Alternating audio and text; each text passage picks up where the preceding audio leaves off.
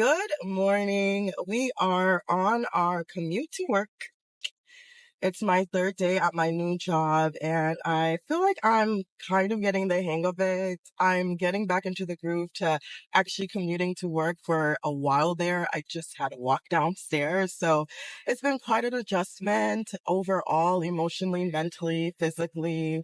I'm having to change up my sleep schedule a little bit. So I mean, we're still adjusting, but day three is much better than day two. I was literally on the verge of tears, fighting tears on my way to work yesterday. Not because anything is innately bad, but just the feeling of being overwhelmed and the transition. And I'm just going through a lot of changes, which I've been pretty vocal about on my channel. So that can be overwhelming, not to mention it's that time of the month. And so I'm a lot more sensitive than I typically am.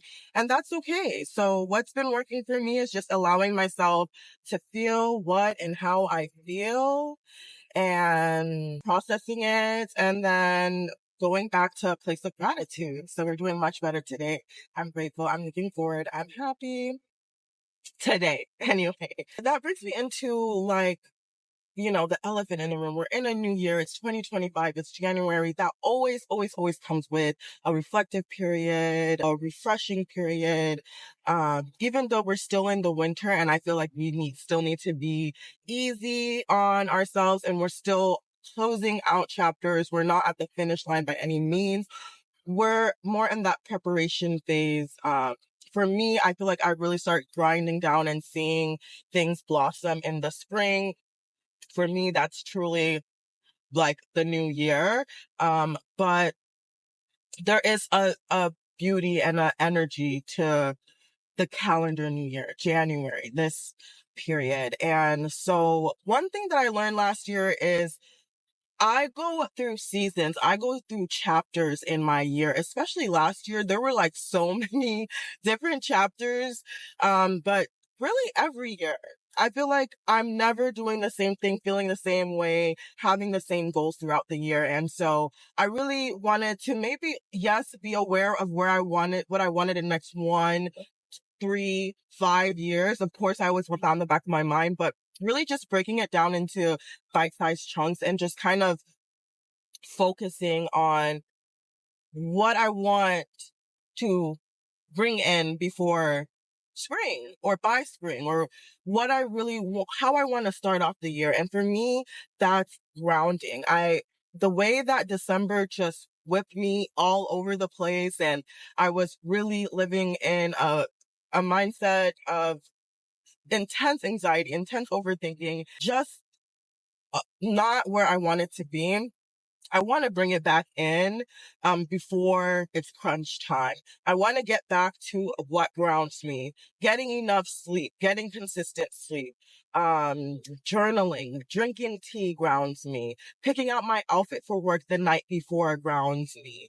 My skincare routine grounds me. Giving myself head and face massages grounds me. Journaling grounds me. Listening to affirmation grounds me. Like, I need to be deliberately and intentionally doing that every day, like every day to some capacity.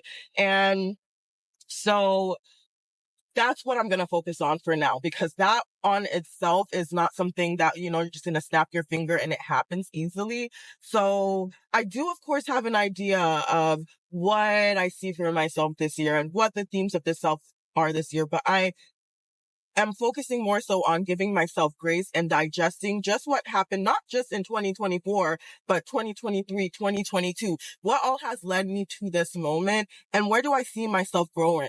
I almost said growing, going. Where do I see myself going, and what do I need how can I best equip myself right now?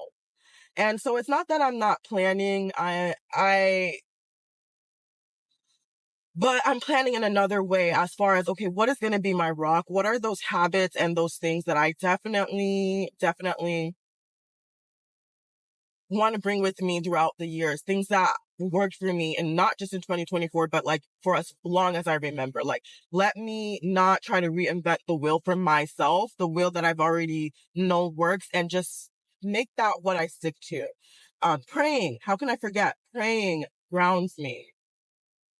And that's another thing. I feel like I'm always intimidated or overwhelmed by my spirituality, but I have this intense feeling that this might be a year that mm, there's a huge shift in my spirituality, or I I just have this hunger to get closer and build a relationship with God. That is grounding to me. That is the ultimate grounding.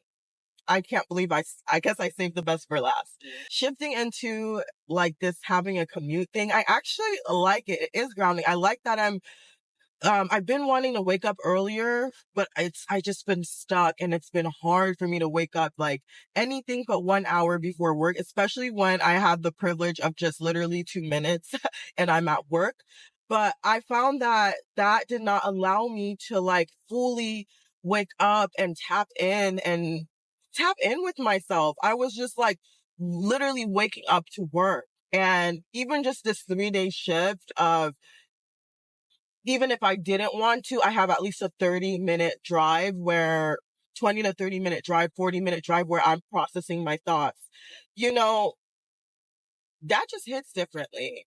Um, so now I'm waking up like these last 3 days, I've been waking up an hour and a half before I usually do.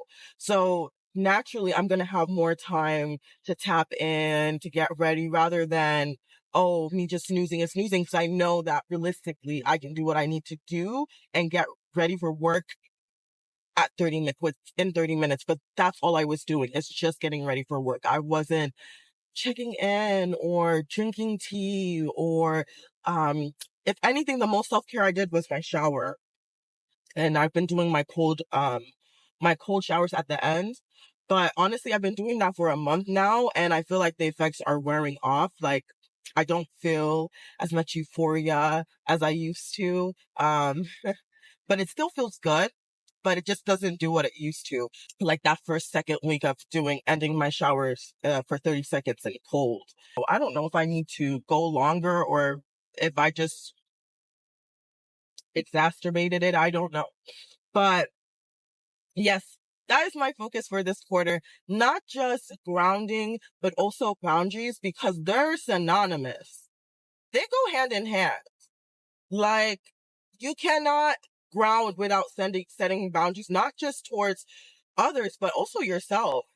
Like, I have to carve the time. I have to, carve the time out and know that, okay, I need to be in bed between 11:30. Like, sneaking in like pushing in and doing what I need to do until 12:31 is not what's going to work for me.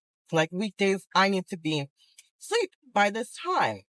So I don't know if it's just this refreshing energy or like building this new routine that's making these things that I've been wanting to do for the past months a little bit.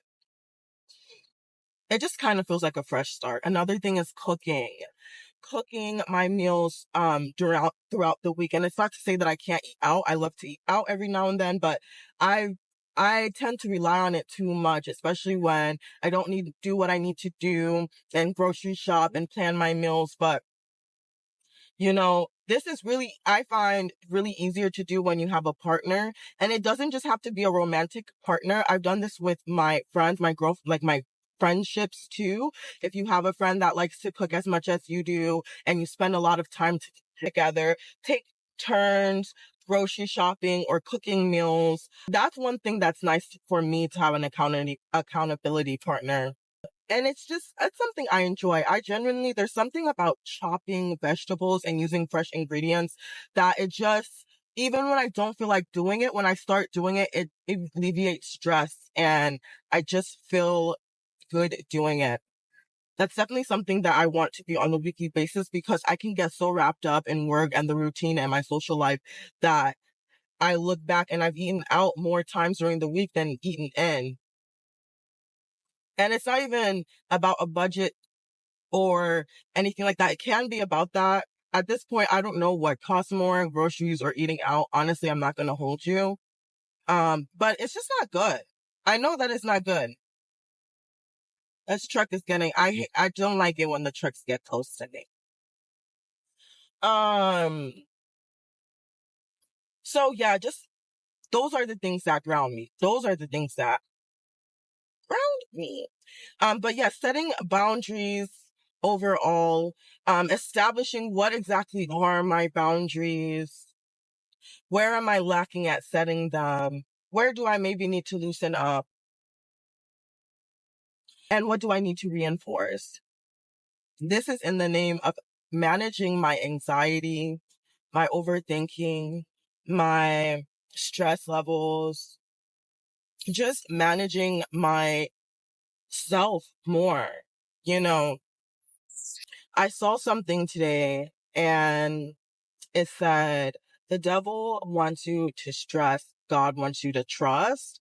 And that just hit different seeing it that way. I saw it in a flash and I tried to go back to it to screenshot it and I couldn't find it.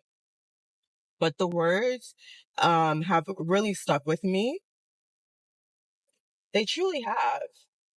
And it just means a lot, especially in the month that I've had where I was aware that I was stressing and anxious and that nothing good was going to come from it, but I couldn't control it, or at least it felt like I couldn't control it, but really I wasn't doing or using any of my tools to control it. I was just allowing myself to be engulfed by it. And in a way, it's like it felt addicting. Like I knew when I was, doing these anxious actions or overthinking or these thoughts that like I knew weren't serving me,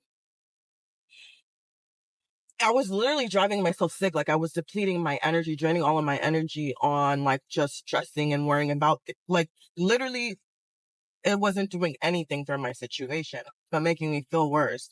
And I was aware of this, but being aware of it was not enough. And so I want being aware of it to be enough because why create problems that don't need to be there? Like, I know what I need to do to manage myself from even getting there. So that's what this is about to me. It's just releasing all that pent up stress and anxiety that I had started to accumulate and just allowing myself grace, allowing myself grace and seeping into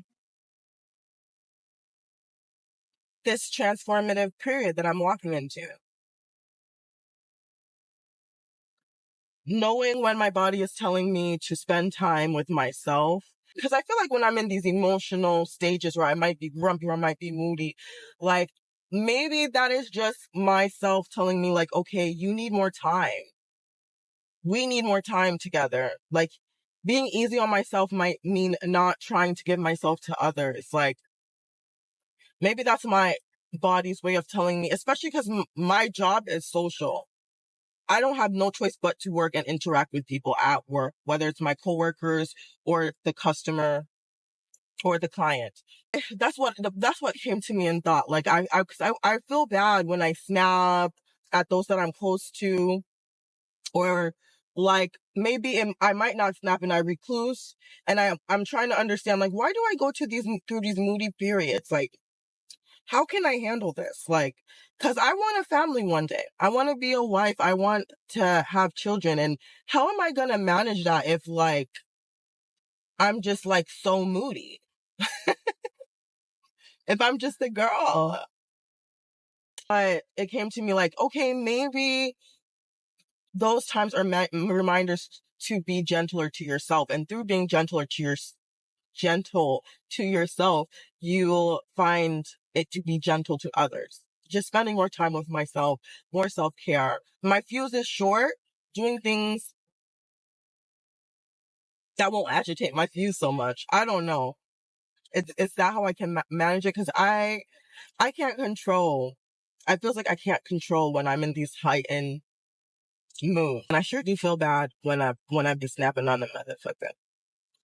But that's besides the point. I feel like I've gone through a tangent, but that is my plan for the year. I do want to make a vision board. I've been making a vision board for at least the past 5 years.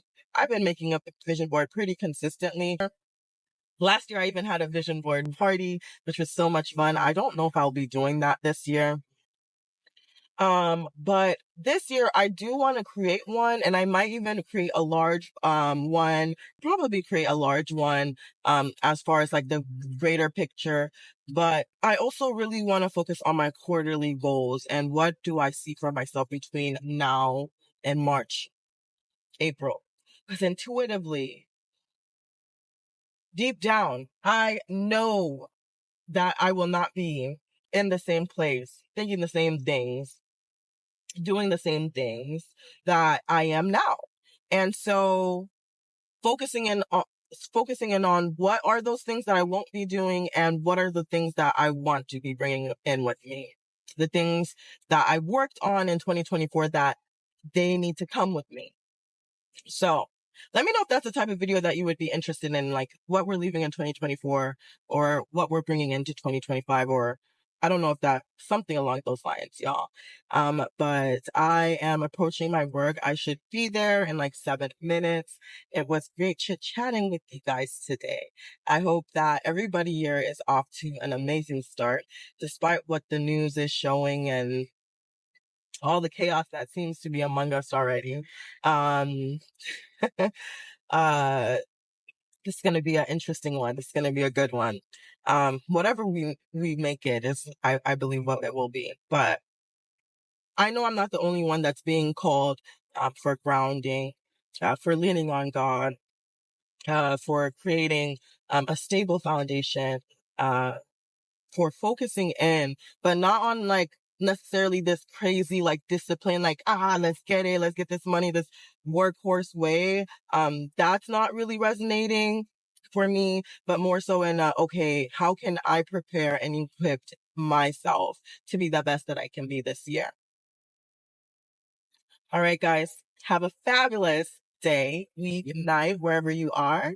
And, we'll talk soon. We'll talk really soon. Bye.